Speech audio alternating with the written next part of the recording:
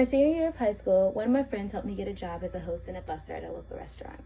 Throughout this time, I was heavily involved in extracurricular activities and planned to go to visit a university out of state. Before this, I had never worked in a service position, so I was a bit overwhelmed.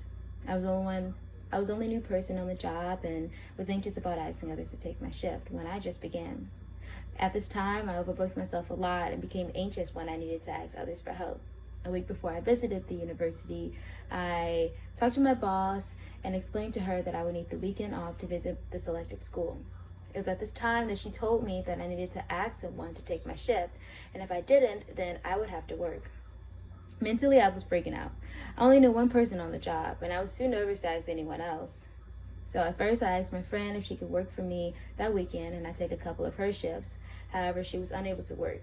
Then she gave me several contact information of some of our coworkers so that I could ask them. I felt uncomfortable and awkward asking them because I didn't know them, but visiting the school was so important to me. I had to ask.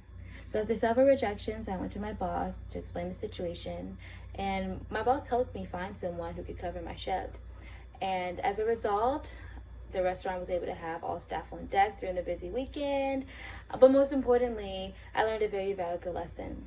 It's important to be cognizant of your schedules so that you don't overbook yourself, and communicating your problems to others is also important because they can help you solve conflicting issues.